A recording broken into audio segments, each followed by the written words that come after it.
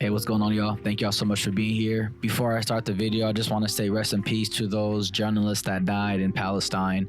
They worked for Al Jazeera, and they were pretty much the ones who covered all the atrocities that are happening in Gaza and Palestine and everything like that. 5 journalists working for Al Jazeera have been killed in an airstrike in Gaza, including one of the outlet's most recognizable reporters, Anas al-Sharif. They were reportedly inside a tent for journalists outside Al-Shifa Hospital in Gaza City. The IDF has confirmed it targeted Anas, alleging he had served as the head of a terrorist cell in Hamas. But the Committee to Protect Journalists says Israel has failed to provide evidence to back this up. The organisation reports that at least 186 journalists have been killed since October 7th, with Al Jazeera calling this yet another blatant and premeditated attack on press freedom. But yeah, let's get straight to what I'm gonna talk about now. All right, so the first thing on our list is the tentacle bunnies.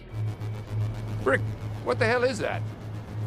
So yeah, Colorado is low-key looking like a sci-fi movie right now, specifically the show Last of Us. And people are like literally posting pictures of wild rabbits with these black tentacle-looking growths coming out of their faces. And a lot of people are calling them Frankenstein bunnies, and it's really creepy. And I thought it was AI at first, but it's coming out that it's true, and there's a lot of them. And scientists are calling it this thing that I can't pronounce, but it's called Shope papillomavirus. And supposedly this condition has been around since the 1930s, and supposedly it's not dangerous to humans, and it cannot spread to people nor animals and stuff like that. Oh my God. Thank you. Next on our list is that Trump just federalized the DC police and dropped 800 National Guard troops into the Capitol. And people are asking, what is the reason for it? Well, they're saying that crime's out of control.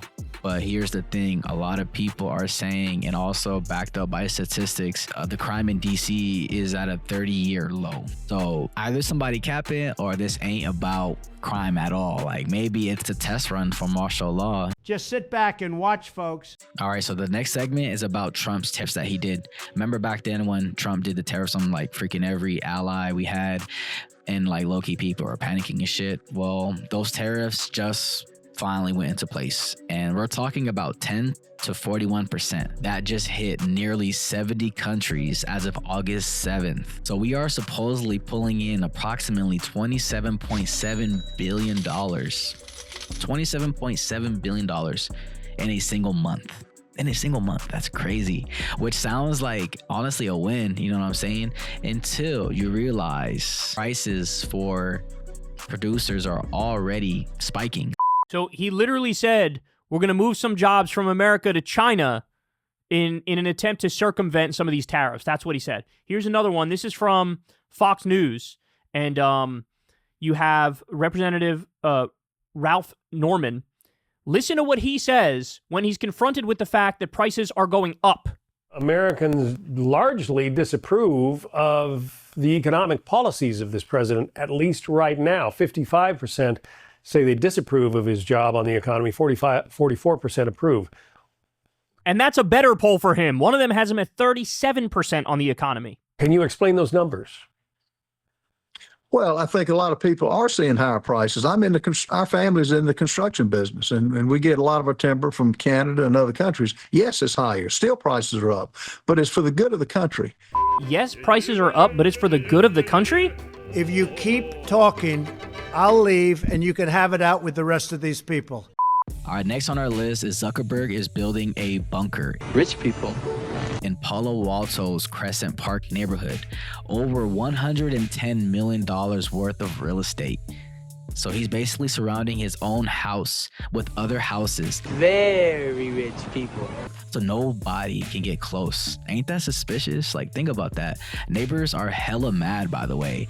No one wants to be like, I don't know, occupied by some freaking billionaire tech who is gonna, I don't know, who knows what he's gonna do in these neighborhoods, you know what I'm saying? Imagine, like, I don't know. To me, that's violating as fuck, but that's what happens when you got money. You can do whatever the hell you want. Share the wealth, that's what I always say. And a lot of people are convinced that he is creating a doomsday bunker.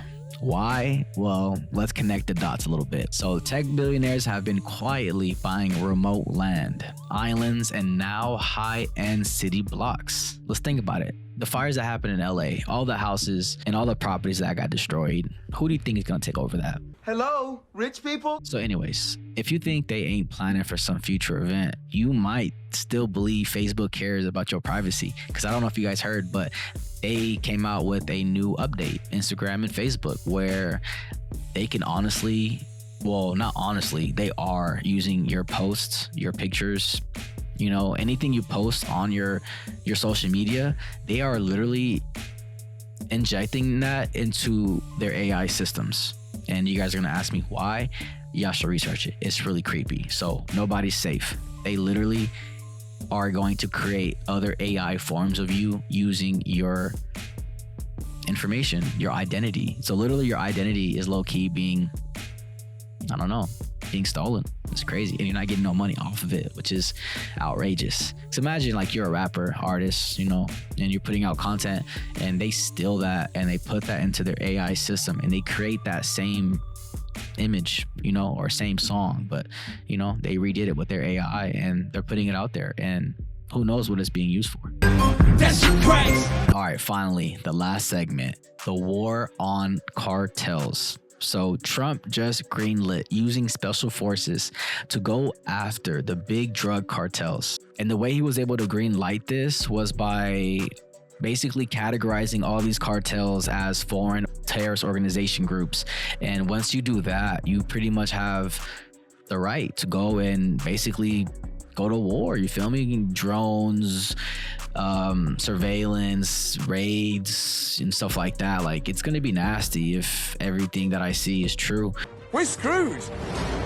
But the messy part, a new book, The Fort Bragg Cartel, claims there's been ties between U.S. military personnel and drug trafficking for years. So pretty much the CIA and the cartel go hand in hand. Possibly. History has so many receipts on how these certain cartels gets protected while other cartels get wiped out. And honestly, if this pops off, it's not just going to be happening in Mexico. Cartels are already deep inside the United States. Just imagine, in every state, with networks that run way deeper than most people want to admit. So honestly, if you push the wrong button, you might see retaliation on our own streets, and that won't look good.